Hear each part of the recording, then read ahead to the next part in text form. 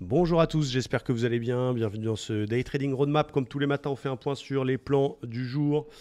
Avec à commencer par le DAX, il est un peu tard. Il y a le PIB en zone euro qui vient de tomber.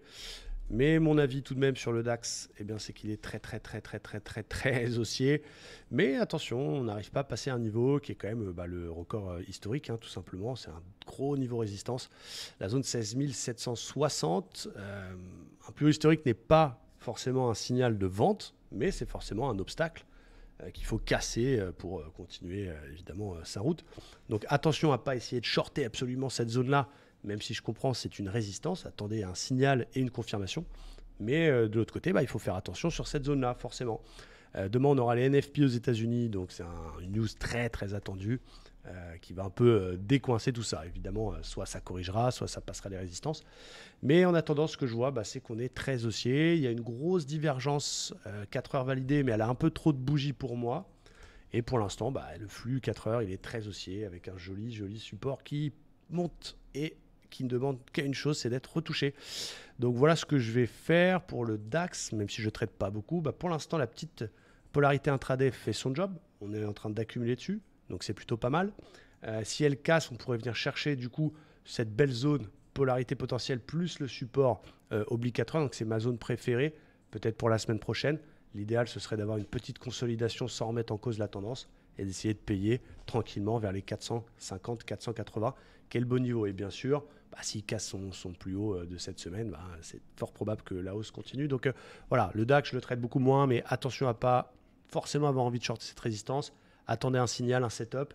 Et pour l'instant, les achats mollo parce qu'on est sur cet obstacle. Du côté des indices américains, ça va être un peu plus sympa. Alors, le Dow en daily, je vous ai remis d'ailleurs le fond avec l'unité de temps, vous l'aviez demandé dans les commentaires. J'espère que ça vous aide à y voir un peu plus clair. Donc le Dow en daily, il est très loin de ses records historiques, il est toujours ultra haussier. On est venu casser le plus haut précédent ici majeur de juillet et pouf, se réappuyer dessus. Donc pour l'instant, on a une sorte de pullback. Il y a deux situations. Pour confirmer le pullback, il faudrait refaire un plus haut et donc payer plus safe en swing au-dessus des 320 parce qu'on peut aussi avoir une fausse cassure de plus haut. Donc attention, toujours bien attendre les confirmations dans les pullbacks. Quoi qu'il en soit, il est sur cette zone, vous l'avez vu en daily, qui est le plus haut précédent. Et il est dans un range bloqué entre la zone 36 et les 36 300. Donc même si on a validé un double top en 4 heures, même si le flux intraday est déjà passé baissier, vu qu'on est sur cette zone en daily, je ne vais pas encore m'exciter à shorter ce marché-là.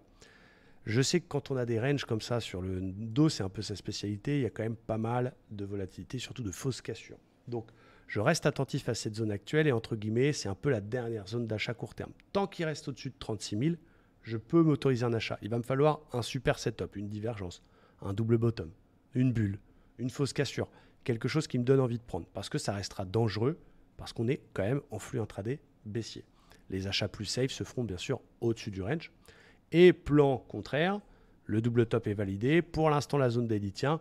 Mais si finalement il passe sous les 36 000, qui est le petit plus bas ici, l'espèce de petit order block, eh bien là, je chercherai des ventes. Ça veut dire que si cet après-midi, on a un OPR, admettons, comme ça, et qu'on n'a pas encore cassé les 36, je ne prendrai pas une cassure par le bas.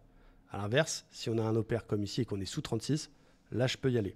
Concernant l'OPR pour des achats, on est en flux baissier, donc on ne le travaillera pas l'OPR à la hausse, mais on fera peut-être un achat si on a une très belle configuration au-dessus des 36. Côté Nasdaq, c'est un peu différent. Ce que je peux voir sur le Nasdaq, en daily, il a un peu corrigé et il n'a pas réussi à passer son plus haut précédent, mais il est revenu sur le plus haut de septembre. Toucher la MM20, c'est plutôt sain, c'est plutôt propre. En 4 heures, il y avait ce petit canal baissier qui a été cassé, pullbacké très parfaitement, et une belle zone de support au-dessus des 15 800 points. Donc pareil que le dos, tant que cette zone qui est un peu le dernier rempart tient, je reste attentif pour éventuellement des achats un peu agressifs sur des setups contre flux. S'il continue son rebond et qu'il pète le 61,8 en ayant repassé les moyennes mobiles, donc en flux haussier, j'achète 950 cassés pour aller chercher 16 040 et pourquoi pas la résistance.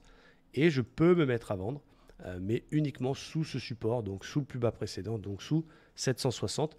pour aller viser les 61,8. Donc en gros, sous 760, vendeur, objectif 450. Au-dessus de 950, acheteur, objectif 16 Et dans la zone actuelle, tout est un peu possible. Mais prudence, vraiment du top 5 étoiles. J'espère que cette vidéo était claire. Je vous souhaite une bonne après-midi de trading et je vous dis à très vite.